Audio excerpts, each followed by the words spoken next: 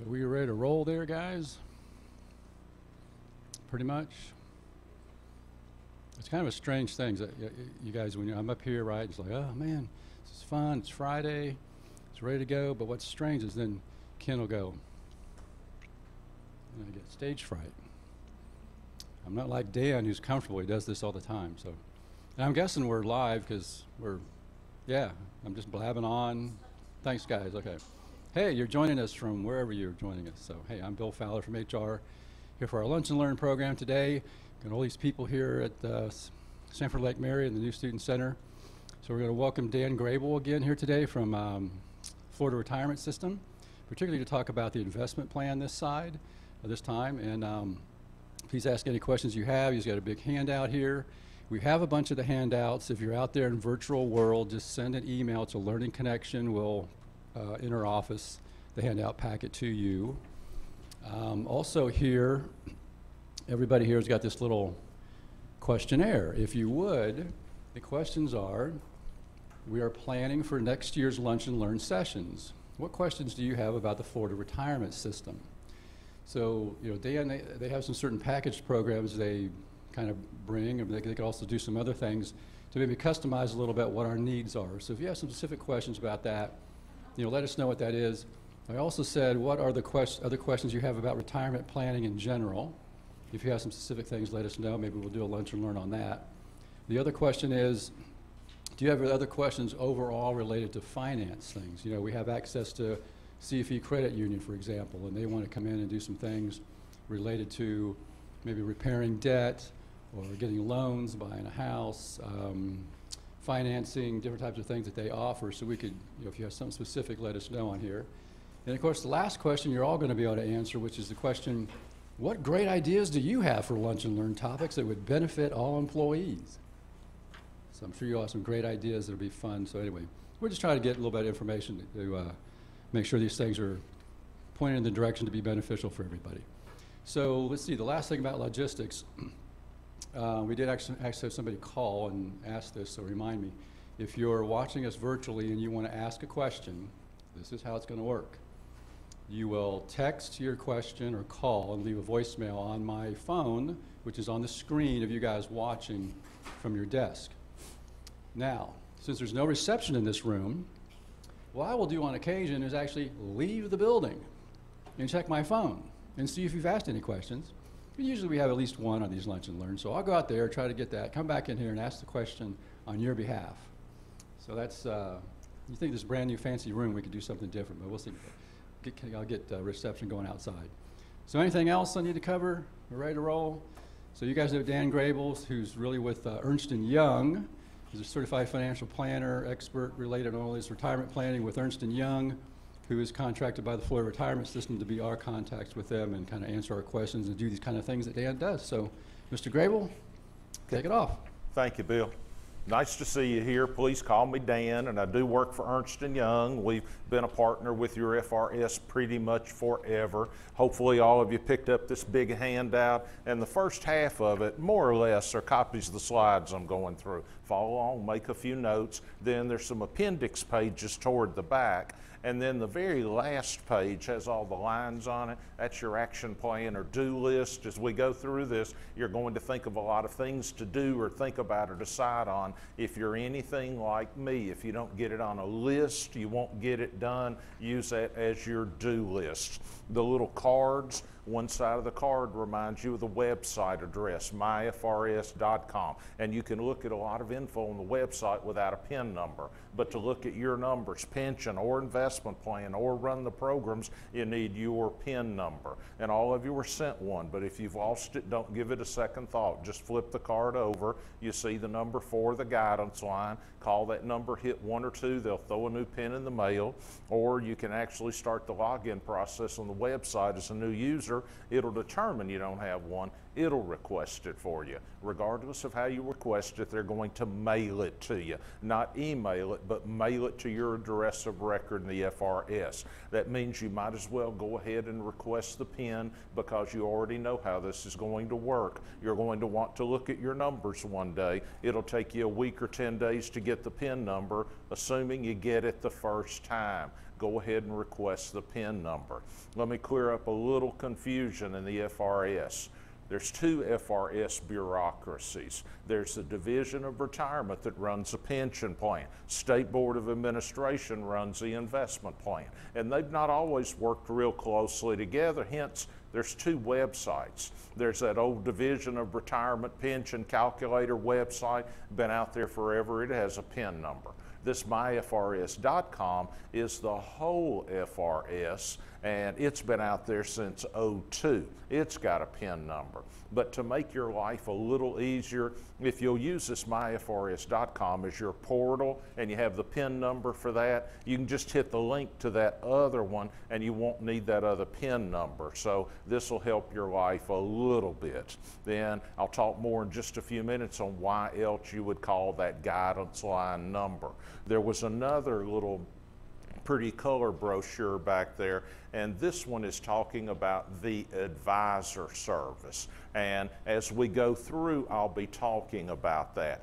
And there's kind of a little extra push on this advisor service because the FRS changed partners or providers that provide this service. Since 2002, it has been one company that did all those calculations and everything, but as April the 1st, they brought in a new provider.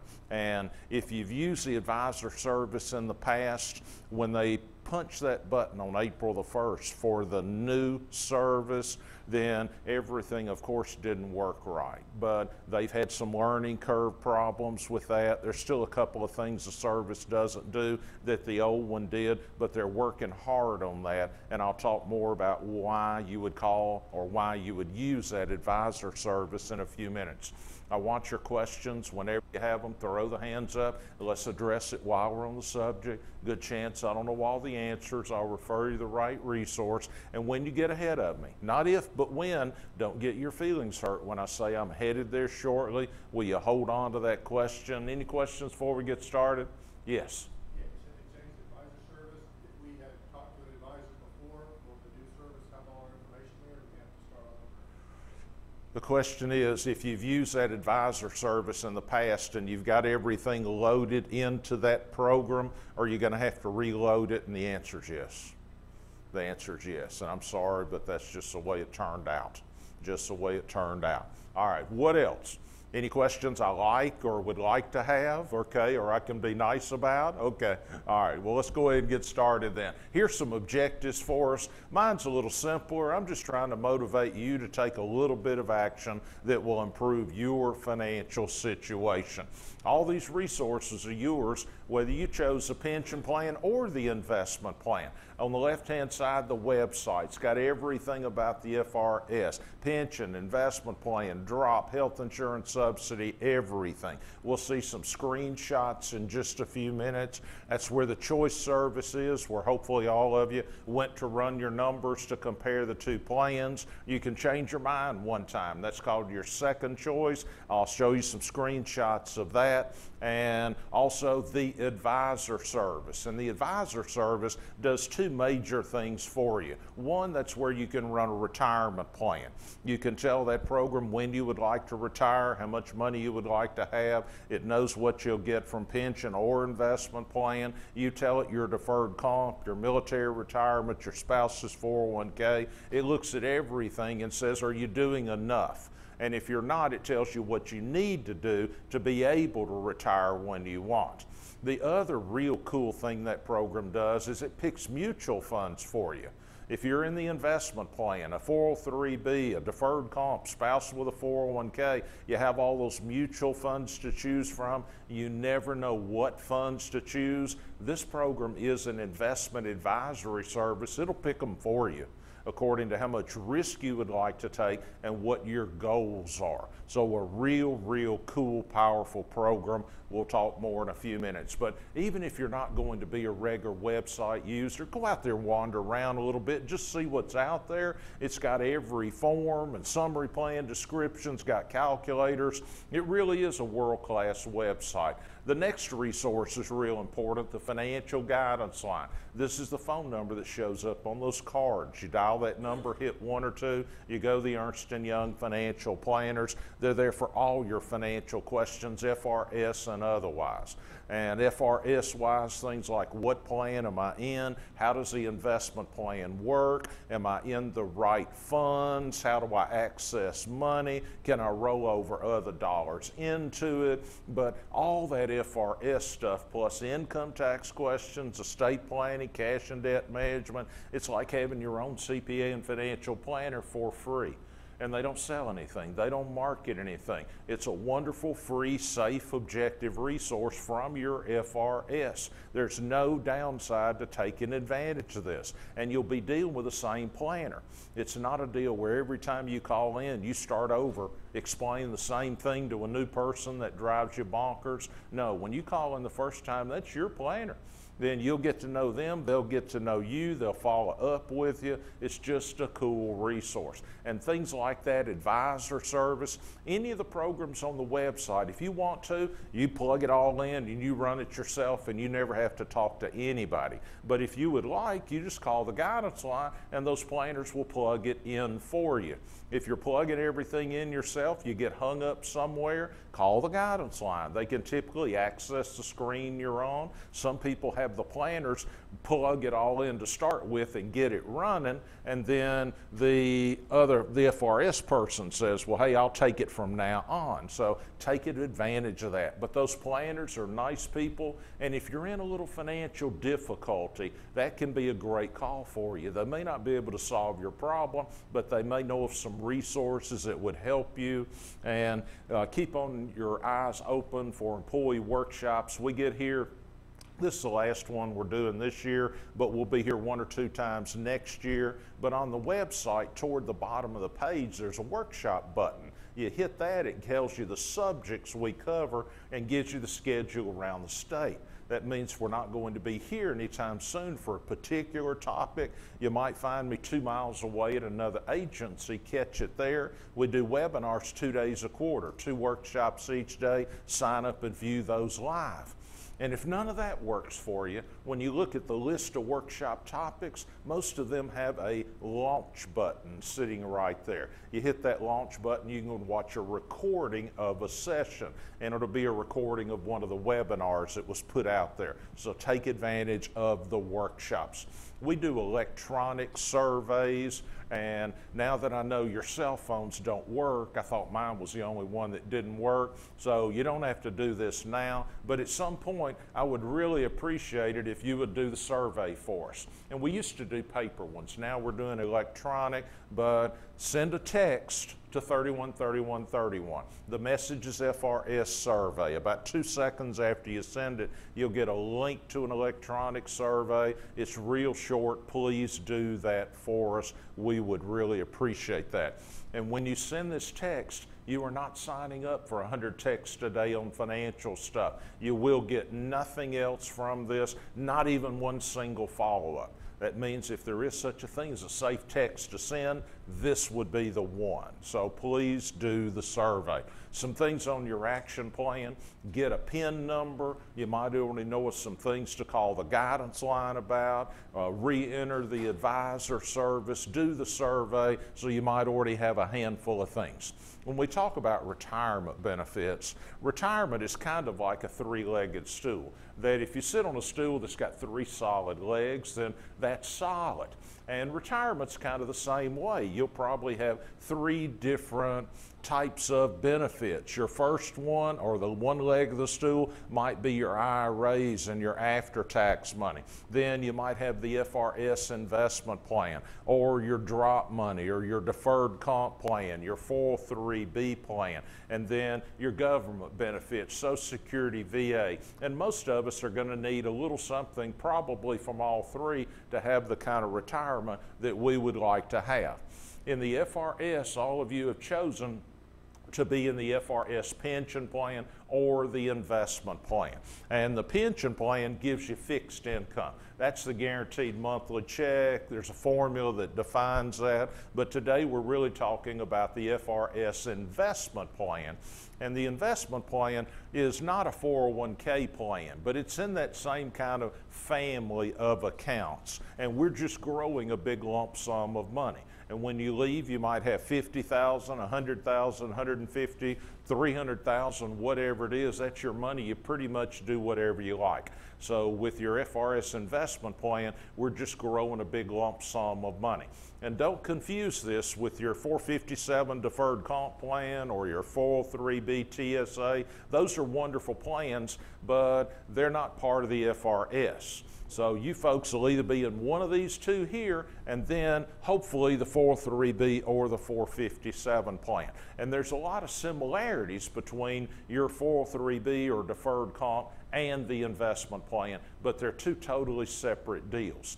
Some of you might actually be in the hybrid or have taken the hybrid option, but hybrid being a mix. Back in '02, some people chose the hybrid plan, which means they froze their pension benefit at that point, and from that point on, all their benefits accumulate in the investment plan. That means when a hybrid person retires, then they're going to get a little guaranteed monthly check from their frozen pension service, and then they'll have that lump sum of money that they've accumulated in the investment plan.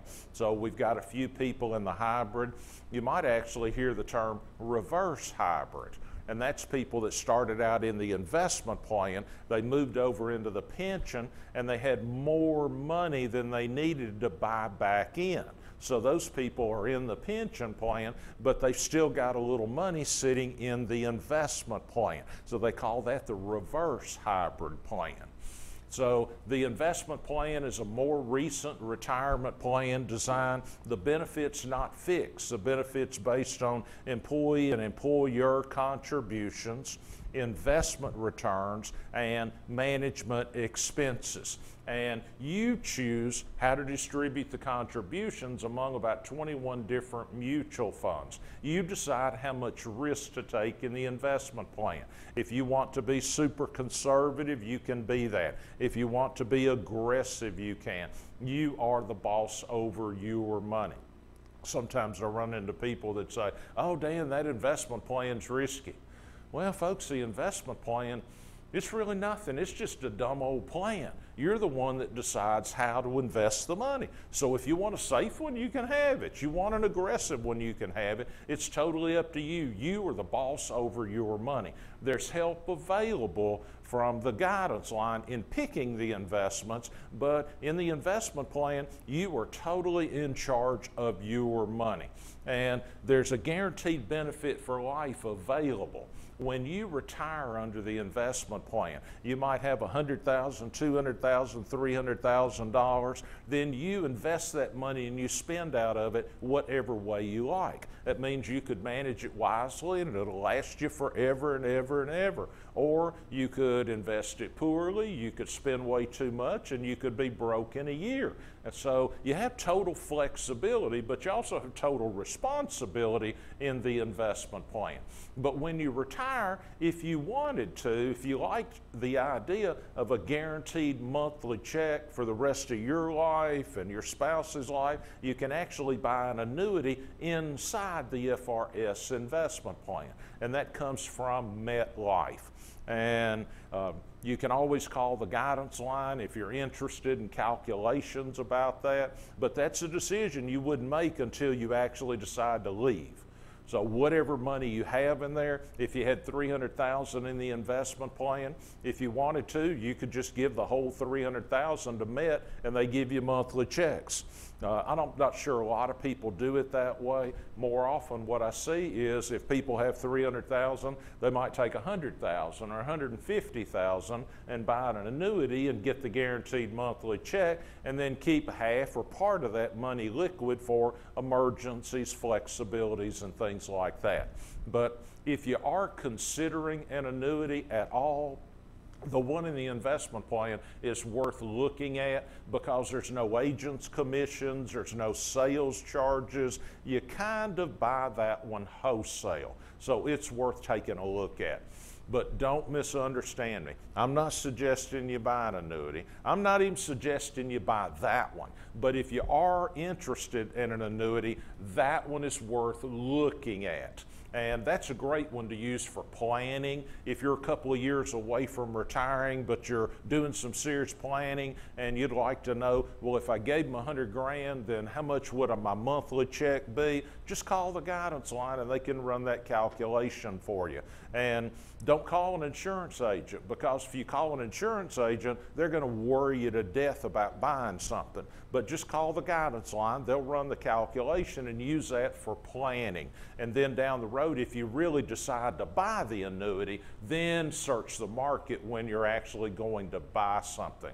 But call the guidance line and get those numbers. They're not going to ask you to buy anything. They're not going to follow up with you about buying the annuity, so it's a safe calculation to get. Vesting is 1 year. This is a major difference between the pension and the investment plan.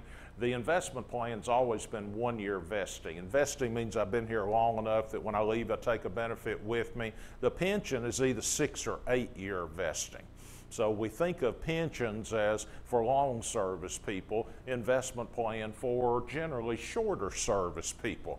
And this one's portable within the system. Around the state of Florida, there's more than 1,000 agencies use the FRS, and that list is on the website. If you decided tomorrow to move to a different part of Florida, you could just look on the website, see what agencies in that area use the FRS, go to work for one of them, and just continue to grow that benefit.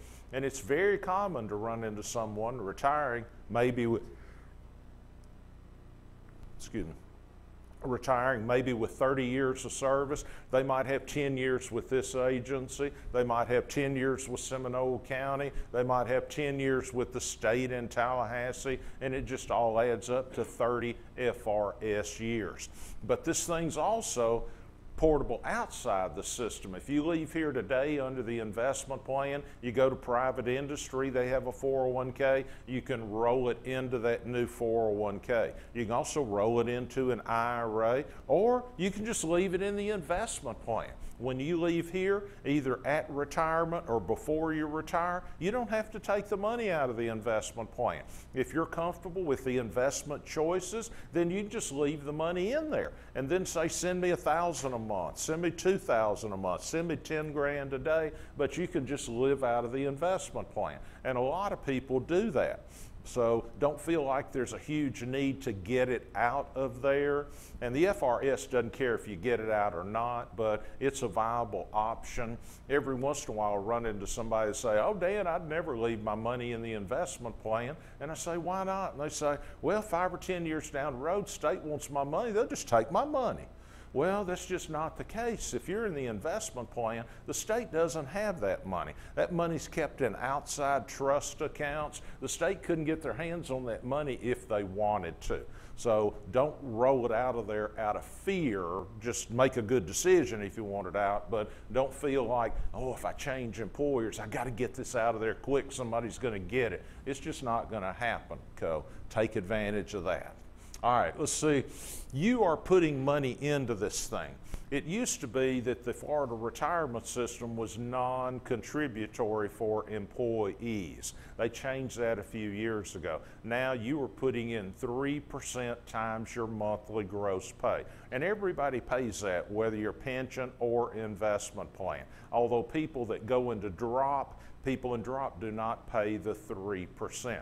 Now your employer also throws in some money. We've got two major classes of employees in the FRS. We have special risk. And that's our police and fire and people like that. Sometimes you hear it called high risk, and they've got a little richer benefit package than just about everybody else that would be regular class.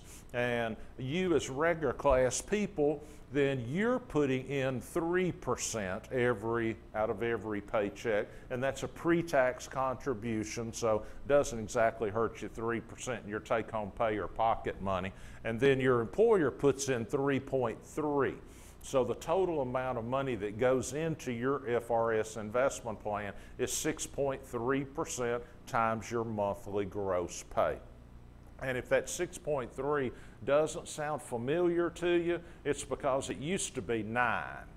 But your elected officials made some changes in the pension plan, and then either the next session or the one after that, they came in and they just lopped 30% off the contributions into the investment plan. So it used to be 9% going in, 30% less, now it's 6.3%. And they can change that in the future. And you're not guaranteed to stay at that 3% contribution for the rest of your career. Your elected officials can increase that, decrease it, do whatever they want. If you'll remember, when they first started talking about employee contributions, first contributions were at 8%. Then they worked their way down to 5%, and they finally settled on 3%. And if you Google employee contributions to state retirement plans around the country, you'll see 3 is pretty darn low. So I kind of think you'll be happy if it just stays at 3. That's kind of what I'm thinking. All right, hopefully you know which plan you're in. Most of you are probably in the investment plan, and hopefully it's a perfect plan for you forever.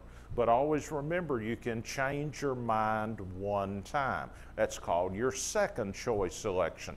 You can move from pension to investment plan. You can move investment plan to pension. And when can you make this change? You can do it pretty much whenever you like, as long as you're still actively employed, on the payroll, receiving service credit. You can't be retired, can't be on a leave of absence. You cannot be in drop. And some K through 12 teachers have kind of what I consider a weird deal. Some of those teachers don't work during the summer, but they spread their paychecks out 12 months of the year.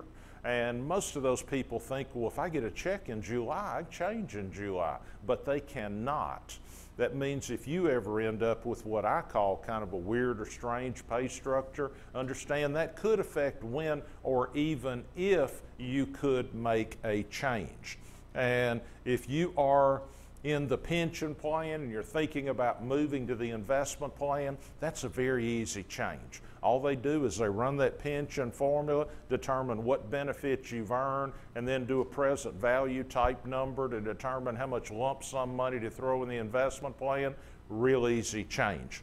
But if you are sitting in the investment plan today, and you have a thought of someday moving to the pension plan, you have to buy the pension back. And there's a decent chance you don't have enough money to do that. So be real careful there. But what I'm saying is, if you're going pension to investment plan, you pretty much do it whenever you like. But if you're sitting in the investment plan thinking, well, I'm going to go to the pension fairly soon, then you really need to call the guidance line and have them run the numbers. It might already be too late. And why in the world do people change plans? Then if you're in the pension, chances are it's because you intend to work here forever. Love the idea of that guaranteed monthly check.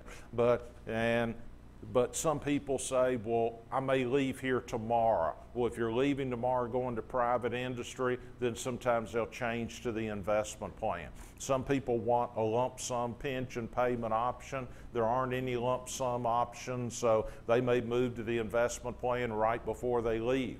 If you're sitting in the investment plan today, sometimes it's because you're only going to work here a couple of 3 years, but then you change your mind. I love it here, I'm staying forever. Then you might want to try to buy back into the pension plan.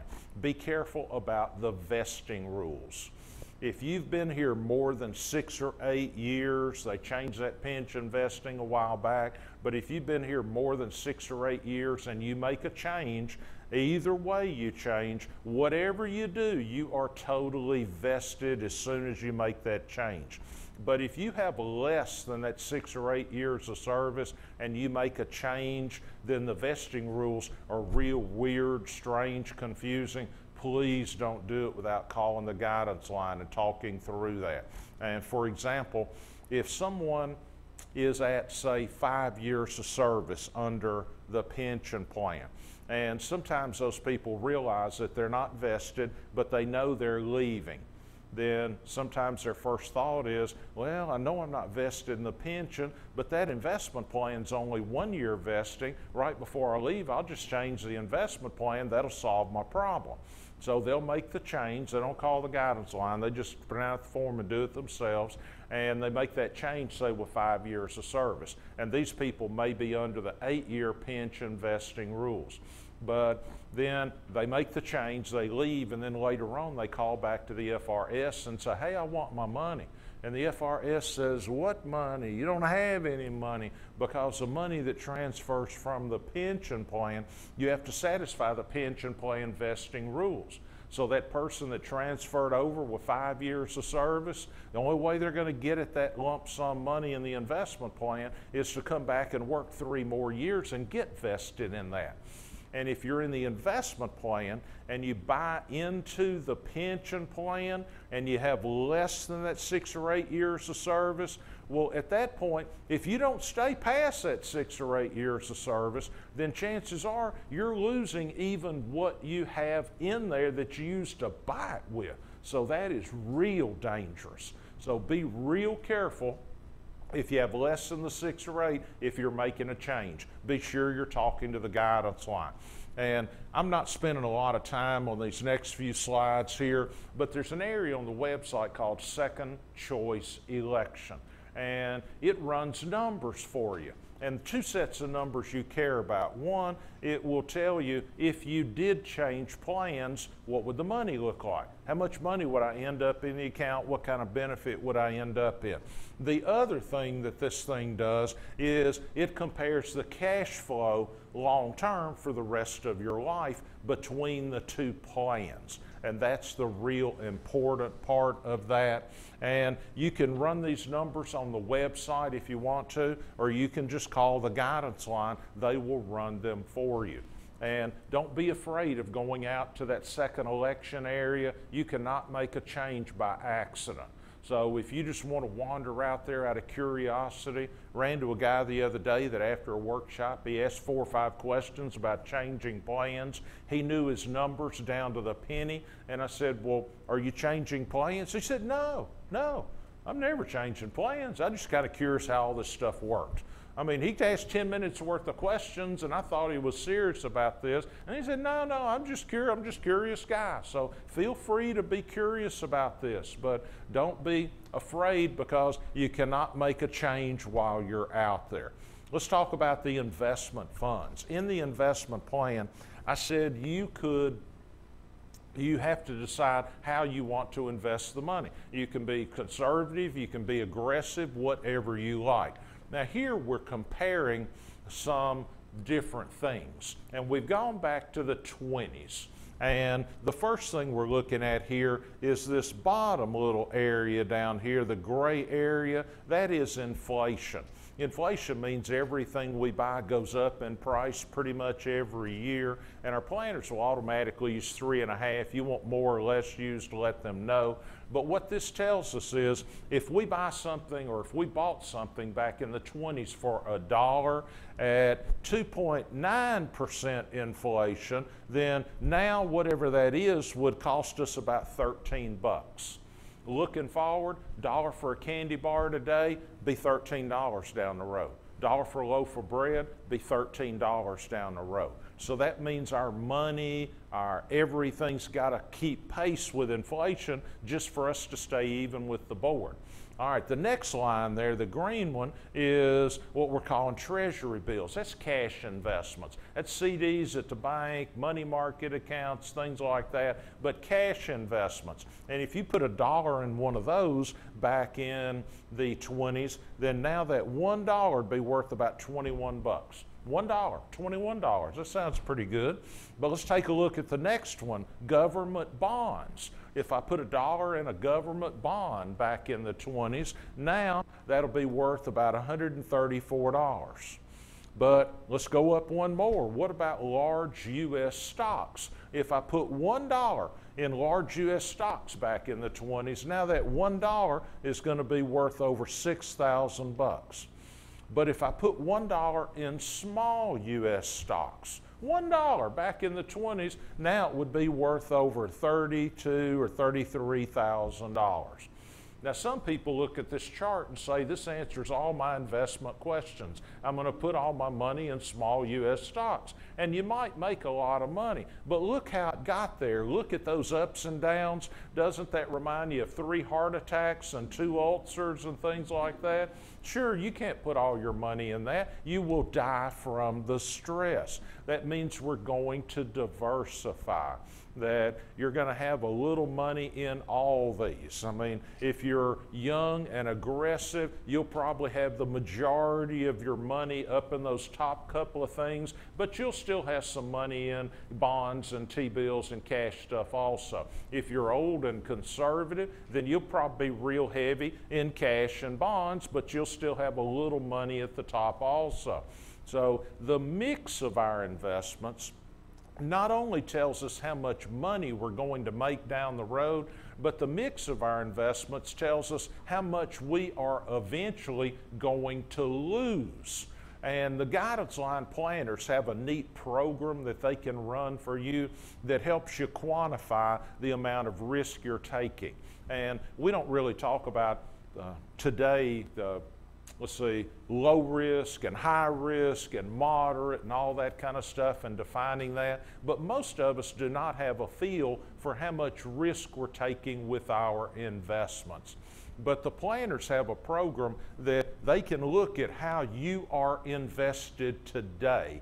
And then they can look historically and say, the way you're invested today, sooner or later, there's going to be a day or a year when you're going to lose X percent.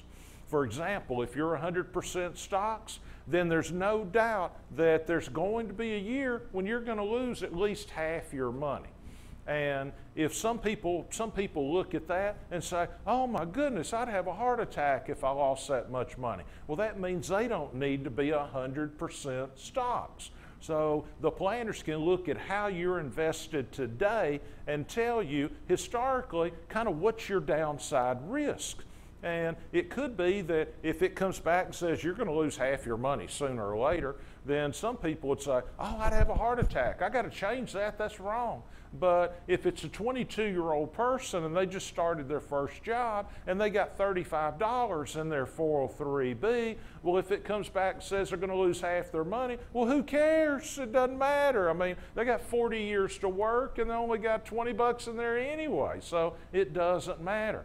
But the other cool thing that program will do, and people run that program different ways. Some people call the guidance line and say, hey, I need to get my mix of investments right, and we're going to use that advisor service to do it. But some people will say, hey, I want to earn, or I want to average 9% a year. And the program will run the numbers and come up with a mix that historically tells them that they'll earn 9% a year. But some people look at it totally the other way. Some people call them and say, I want to make all I can, but I never want to have a year where I lose more than maybe 15% of my money or 20% of my money. And the program will come back and say, okay, well, if you invest this way, then it looks like historically you'll never lose more than that amount of money. And then here's how much you ought to make. So take advantage of those planners. But most of us, by the time you get a little age on you, probably got a little money spread out. I mean, you may have an old 401k from a previous job. Maybe you're in the investment plan here. You're putting some money into that 403b. And of course, all three of those accounts have got different investments in them. Maybe your spouse has got a 401k. That's a different list of investments. So you got this stuff so spread out with names that you don't know what they really mean, that you don't really have a handle on, well, am I being real aggressive or am I not? So most of us just don't have a feel for where we kind of are on that scale. All right, but the big deal, you need to be diversified, most likely, okay? And that being diversified is different for everybody. Now, in the FRS investment plan, we've got about 21 different mutual funds. And of course, before you invest in the investment plan, you want to take a look at the investment. So we're here on one of the first pages and we're hitting the button for investment funds. And they have some printed material you can look at. There's an investment fund summary. Quarterly, they put out that pretty little piece there with all the numbers.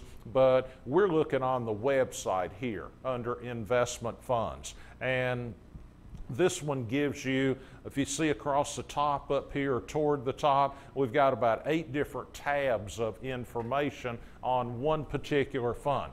And the fund we're looking at is the FRS US Stock Market Index Fund. And it mentions Lipper over here. Lipper's a company that just put all the information in one package for us. And Lipper's big in the industry. You don't hear about them as much as you do one called Morningstar. If you read the newspaper at all, you'll eventually see an article or there'll be an advertisement that Fidelity says, we got 3 5-star funds. Well, they're looking at Morningstar ratings. So Lipper, not doing investments or anything else, they're just looking at the funds and telling you the details here. And then they're telling you what kind of fund this is, and it's a multi-cap, which means it's got small cap, mid cap, and large cap funds, or small companies, mid-size, big companies. And then what's the rating? Lipper takes a look at these things and says, do we think it's a good fund or a bad fund? And in this case, Lipper loves the fund. They say it's a 5, so they love that fund. Now, if I was analyzing funds, trying to make decisions, I wouldn't buy a fund because Lipper likes it. But if I get to there and they say it's a good one, then I'm going to continue my decision-making process. I mean, if they said it's a 1, if they say it's a terrible fund, then I'm not going to continue looking at it. I'm just going to take their word for it and throw that one out, okay? And then what's the fund objective? And typically that's in words that we can understand. I mean, one fund might say, well, our goal is to take a reasonable amount of risk and give you a reasonable rate of return over a long period of time. Well, you got to kind of like that. But one fund might say, our goal is to take so much risk that tomorrow you're either broke or rich, one of the two. Well, then you're going to run from that fund. So they're just giving you kind of an objective we can understand. Then fees down here at the bottom. Every mutual fund, this is kind of misunderstood, but every mutual fund has management fees, has internal charges. And that's every mutual fund on the planet. It's common for someone to say, no, Dan, my deferred comp doesn't have fees. My 403b doesn't have fees, things like that. Well, it doesn't have sales charges and stuff like that, but every mutual fund's got these little internal charges I call hidden charges. Now, they're not hidden because they're telling us about them in places like that, but you don't get a bill. If you've got money in the 403b or deferred comp, or the investment plan, you don't get a bill for those fees every year. They just take them off the top. So if you're in a mutual fund that made 8% last year, well, it didn't make 8. It made 8.5 or 9 or something, and they took these internal charges off the top. And this fund here charges 0.02%, and that is about free. When you see a mutual fund with 0.02%, I mean, you got to like it from that standpoint. I mean, that's incredibly low. But it's common to run into funds that charge 1.5%, maybe 1.75%. So 0.02%, we like the fund for that. We love the expense part of this. And then performance up there at the top right. We got to take a look at, wonder if this fund's ever going to make any money for us. And of course, we don't know what it's going to do in the future. No guarantees for that. We're just going to look back and see what's it done in the past. That'll give us a little idea if it's going to do anything at all. And they typically give you the time frames kind of like this. How much money has the thing made so far this year? And then maybe in the last 12 months, and then average over the last 3 years, 5 years, 10 years. And if the fund's been around for 20 years, how much is it average for whatever length of time it's been around? And when they give you the numbers, they always give you two sets of numbers. And the reason is we've got to compare this fund to something reasonable. Because if you're in a mutual fund that last year made 6% interest, was that good or bad? Not enough information. If it was a small U.S. stock fund, then that probably wasn't a great fund because those investments did better than that typically. But if it's a money market account, it's the best one in the universe. So whatever your fund is doing or has done, you got to compare it to something similar. And generally two things they'll compare it to are one of two things. One is just the average of that kind of fund. This particular fund here, there's a bunch of funds very similar to this. So they could compare it to just those kind of funds. Is it doing better or worse? But here, they're actually comparing it to what's called an index. And I'll define this a little better in a few minutes, but an index is nothing more than a list. And this particular fund follows what they call the Russell 2000. And the Russell 2000 is a list of 2,000 of the most widely held stocks in America. So if you're in a fund like this one, then you own shares of 2,000 different companies. I mean, you're in one little bitty mutual fund with your 20 bucks or your 1,000 or your 10,000 or whatever, but you own shares in 2,000 companies. So that gives you a certain amount of diversification. And the Russell 2000, it's got big U.S. companies, it's got mid-sized companies, it's got small U.S. companies. So it gives you a certain amount of diversification. And you might hear a question sometimes, somebody might say, oh, well, can I be diversified if I'm only in one mutual fund?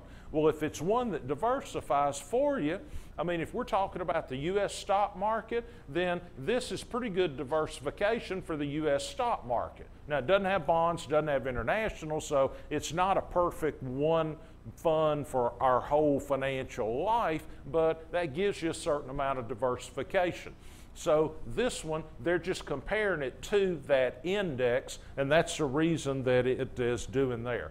And with an index fund, there's a manager, but that manager really doesn't do anything because they're not churning that portfolio. This fund always owns shares of those 2,000 companies. So if $2 million comes into the fund today, the computer just says, how do we split it up and buy shares of all 2,000 companies? So there's no manager sitting around saying, well, let's buy Bell South, sell AT&T, sell ExxonMobil, buy Chevron. Nobody's churning that portfolio. This thing owns the whole thing. And these indexes or indices, I'll mention a couple more in a few minutes, they are defined as the market.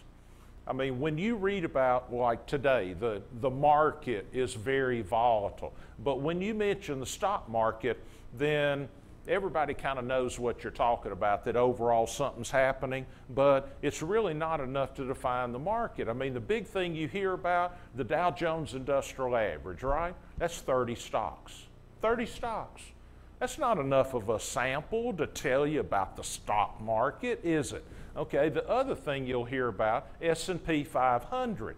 Well, the S&P 500 is 500 of the most widely held companies in America. It's big companies. So the S&P 500 is considered the large company U.S. stock market. Then another one they'll call the NASDAQ, and that's some big companies, and I forget how many companies that is. That may be 5,000 different companies. So these indexes define the markets, and a lot of people love index investing. A lot of people might say, okay, well, I need so much money of mine, so much of my money in big U.S. companies, I'll put that in that S&P 500 index fund. I need a certain amount in small companies, I'll put that in another index. So they love index investing. They're not depending on some person to say, hey, buy that and sell that, buy that, sell that. No, they just own the whole market. That if I need some of my money in the large U.S. stock market, then I just put it in the S&P 500, and I'm going up and down with the market, not dependent on somebody making good decisions. I'm just in the stupid market, whatever the market is or is not doing. Then here at the bottom, this gives you an idea just how much risk this thing takes, and Lipper's calling this a moderate type fund. Then we've gone to just one of the other tabs, the second tab, and it just gives you that information kind of in a different way. And then here, it's a place where we can compare funds. And if you're looking at fund 1, 3, and 5 in the investment plan, you can tell it that, and it'll compare the performance and the volatility with all of those funds that you're looking at. And you can look up funds different ways. Then you could tell it that I want to look at fund 6 or whatever the one we looked at. You could say I want to look at all the bond funds. I want to look at all the stock funds. So you've got all that information. And you've heard of prospectus. Every mutual fund, every stock has a prospectus. That's about 100 pages, thin paper, fine print, every detail. Well, this is what they call the prospectus type information. It doesn't have every piece of minute data, but almost all the important stuff, then you can get right off the website there. I mentioned this earlier. What does it cost to invest in a mutual fund? And some funds have sales charges or commissions, or they call those a loaded fund. A fund with a load has a sales charge. But there are other funds out there that are called no load funds, and they don't have sales charges. In your 403B, your deferred comp, the investment plan, those are no load type funds. They do not have sales charges. But every mutual fund has a management fee, and that's that little percentage that comes out of your money. And those management fees can vary a lot. We saw one that was 0.02%, but you can see them 1.5%, 2%. So those internal charges vary a lot. And then some funds have other expenses. You might see a 12B1 fee, that's a marketing fee. There might be a trading fee, an administration fee. We don't care what they call it. It just means it's more money coming out of our money. But you got to pay attention to these expenses. They can vary a lot. Now, some people say, well, as long as I'm making money, why do I care what they charge? Well, at some point it just gets ridiculous on, are you paying for more volatility or not? Then this gives you an idea of the fund expenses of funds inside the investment plan. And if you're not in the investment plan, then kind of think of this as your 457 deferred comp, 403B, spouse's 401k. The concepts are about the same, but we got a money market account. That's a cash type fund in the investment plan. And this one charges 61 cents if you've got $1,000 in there. Then we got a multi-assets fund.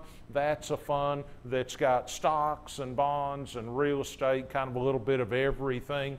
Fixed income funds, when you see the term fixed income, that's regular monthly checks, okay? And that's typically bond funds. Then we've got U.S. stock funds, and then you see that range over there, 20 cents up to $5.90. In the FRS investment plan, we have some what they call institutional funds. And institutional funds are big, huge funds that might have $100 million minimums to them. And obviously I can't get in that fund, but the FRS goes to those funds and says, hey, we want to use you and we'll give you $100 million, but it may be 50 bucks from Dan, 100 bucks from John, 20 from Susie. So we all get access to that kind of fund. And in the investment plan, there's also some retail funds that you could buy in an IRA with a $25 minimum or something. And those internal charges are a lot higher. But you can see the range. The fund we were looking at just a minute ago, if you had $1,000 in it, then it would cost you 20 cents a year. 20 cents a year to have $1,000 in there. That's about as close to free as you'll ever see. But there's a fund in there also that will charge you $5.90 a year on $1,000. Now, $5 or $6 on 1,000 still not much money, right? But when you think of percentages, I mean, how many times 20 cents is that? Let's see, 6 times 5, that's 30 times the expenses of that other fund in there. So at some point you have to think about internal charges. Then we've got foreign stock funds. Typically they're a little higher, more expensive to manage. We got retirement date funds. And that's kind of the new thing in mutual funds. And we've only had those in the investment plan for maybe 2 or 3 years now. Your deferred comp or 403B might have had them a little earlier. The FRS was a little late coming to the deal there. We mentioned index type funds. An index is just a list of stocks that are in a mutual fund. But some funds are actively managed, and that's where they've got the manager sitting around 24 hours a day trying to decide what to buy and sell to make money. And those actively managed funds, those managers want to be paid real well. So the internal charges are much higher in those actively managed funds.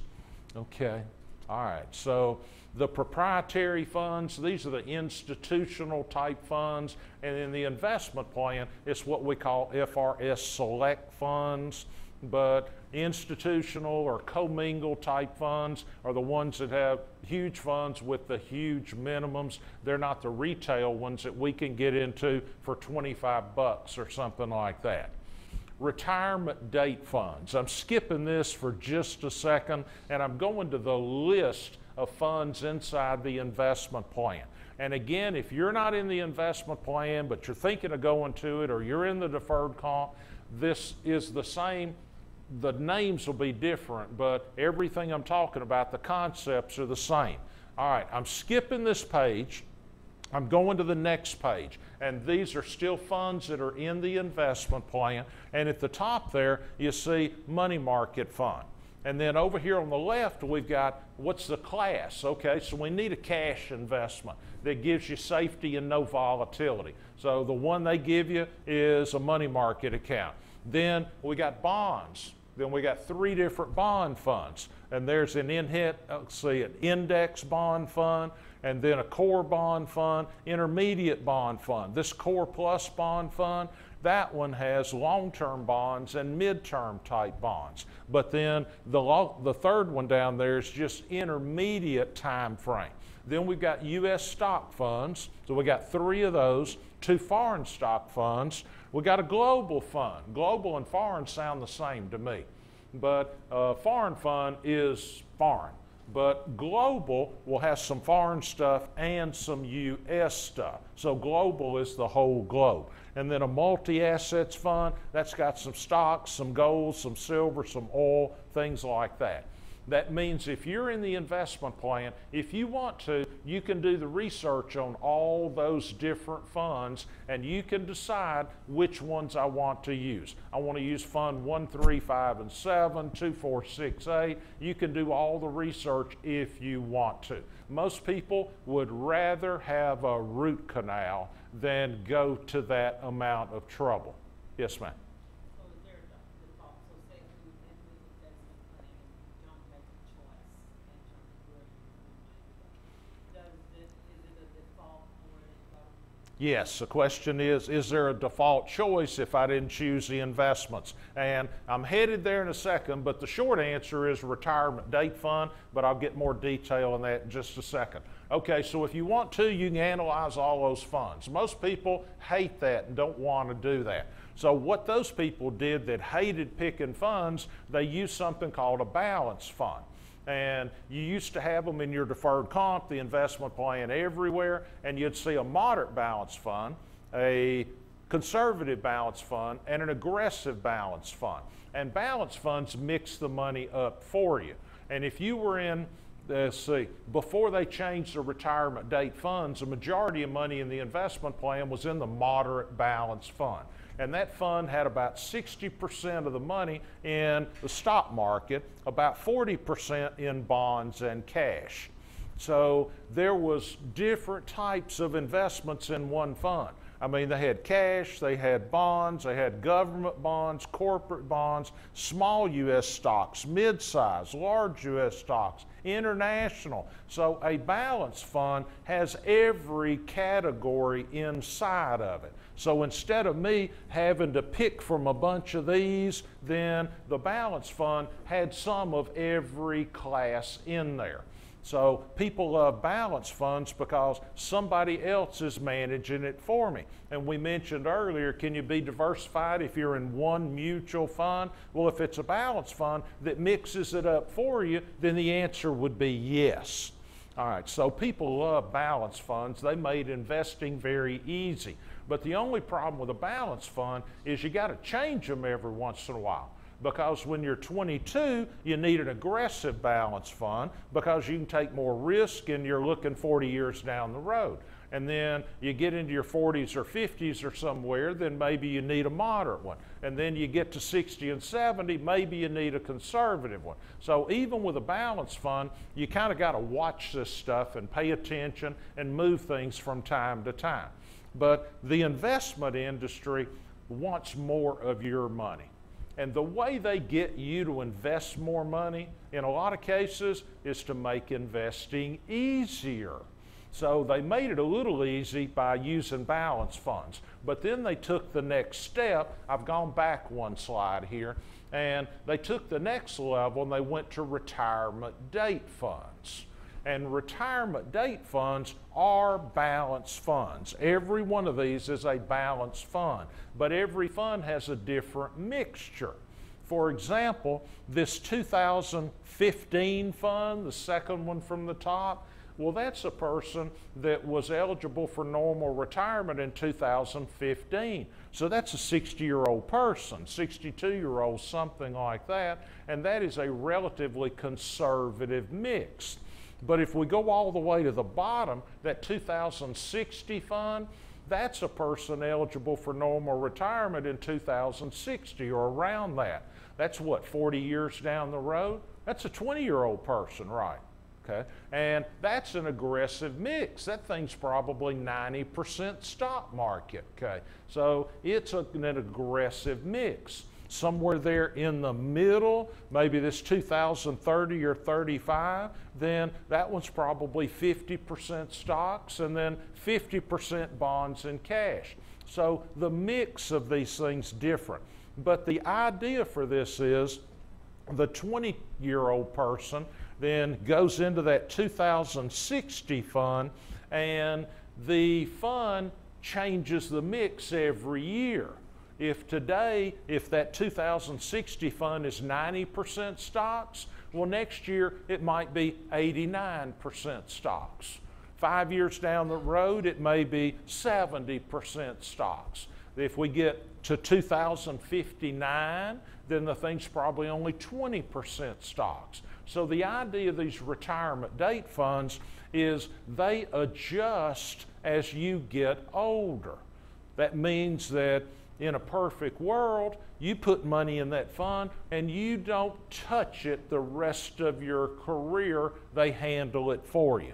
Now, we still want you to look at it once a year, make sure everything's appropriate, but the idea is they're trying to make investing very easy for you by adjusting the mix. And when you went into the investment plan, you could have chosen your investments or you could have taken the default choice.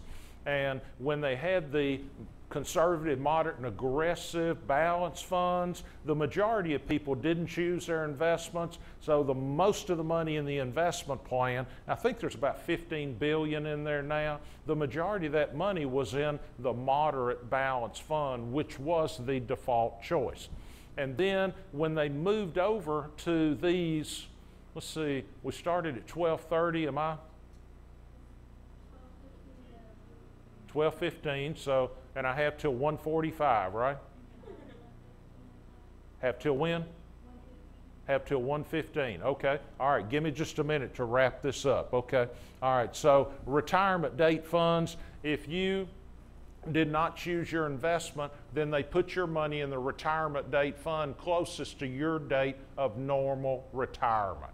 So if you're eligible for normal retirement from the FRS in 2032, then they would have put your money in the 2030 fund. And you don't have to leave it there. You can adjust it if you would like. I run into some people that say, well, I'll do a retirement date fund with half my money, and then I'll do, something else, I'll pick from that other list of funds for the other half of my money. I guess that's them kind of saying, we'll see who's smarter here kind of thing probably, but you can do it whatever way you like. I ran to a guy the other day that he must have talked after a workshop for 15 minutes about investments and finally said, yeah, Dan, they put my money in the 2030 fund, and that's just not aggressive enough for me. He said he had to change that. I said, okay, what'd you change it to? He said he changed it to the 2035 fund. All right, so we moved one fund down or something. So it was just a fraction, but it made him happy. So whatever you would like, then it'll do that. But you can pick these funds yourself, or you can call the guidance line. They'll run that advisor service for you. Let's see, this is just a little thing on the website. You can manage your stuff by making a phone call. When you call that guidance line number, if you hit option 4, that takes you directly to the administrator of the investment plan, and they'll move funds and things like that. But of course, they would rather you do it on the website, and then you can move monies around, look at your stuff, things like that. You can move funds from time to time, but if you're trying to day trade stuff, then that's not going to work. I mean, if you're in stocks today, you move to bonds tomorrow, move again, you won't do that but once or twice. You'll start getting nasty notes from the FRS. So you can move monies around, but you're not day trading. But I'll leave you kind of with one other thing here. You can actually move part of your money to a brokerage account. If you would like to buy some specific stocks or bonds or ETFs, and you can actually, I think after you get $5,000 in the investment plan, you can move that money over. It'll be in the investment plan still, but on a brokerage platform where you can, at discount brokerage type rates, you can buy individual stocks, bonds, ETFs, and stuff like that. So if you do have some of your money that you want to be a little more aggressive with or something, or just buy specific stuff, then you can do that in the investment plan. Yes, ma'am. My question about that one, is it the policy that you always have to keep that $5,000 minimum in the regular investment plan? Let's see, the question is, if you get to that point, do you still have to keep the $5,000 minimum in there? That's my understanding that you do. It always has to be in there, so you can always put more in, it's in your brokerage account, as long as you maintain that $5,000. That's my understanding, but I'd feel better if you call the guidance line and ask that particular question. Okay, folks, well, I'm past time. The advisor service is out there. You can either run it yourself or call the guidance line, and you can access those planners in a lot of different ways. You can call them, just call that number and say, give me to a planner, and start talking. They love making telephone appointments. So you could call that number and say, I'd like to have a planner call me next Tuesday at my home number, 5 o'clock in the afternoon, and they'll call you and talk from there.